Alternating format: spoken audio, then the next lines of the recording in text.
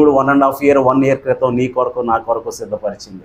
ఎందుకంటే ధాన్యం ఉదయం వేస్తే మధ్యాహ్నానికి మనం వండుకుని తినలేం కదా కదా మనం రైస్ షాప్కి వెళ్ళినప్పుడు అడుగుతాం, ఇది ఎన్ని ఇయర్స్ ఓల్డ్ అంటే వాడు అంటాడు, సార్ ఇది 6 months 1150గా వస్తుంది సార్. ఇది 1.5 year ఓల్డ్ 1550 రూపీస్ అంటాడు.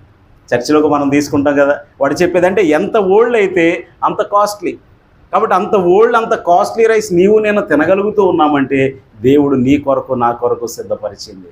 ఇది మన శక్తి కాదు, మన జ్ఞానం కాదు, మన బలము కాదు, మన గొప్పతనం ఎంత మాత్రమూ కాదు. కానీ దేవుడు నీ కొరకు నా కొరకు సిద్ధపరచుచున్నవి మనం ఆలోచిస్తే, ఆయన క్రియలను నిశితంగా పరిశీలిస్తే సాష్టాంగపడి నమస్కారం చేయడం తప్ప నీకు నాకు ఇంక మిగిలింది ఏమీ లేదు. ప్రభువా నీవెంత దయగలవాడు, ప్రభువా ఎంత దీనునైనా నా కొరకు, అల్పుణ్ణైనా నా కొరకు, నా తల్లిదండ్రులు ఆలోచించే దానికంటే నీవు నా కొరకు అధికంగా ఆలోచిస్తూ ఉన్నావు.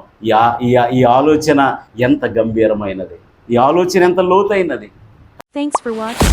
Don't forget to subscribe for more inspiring videos.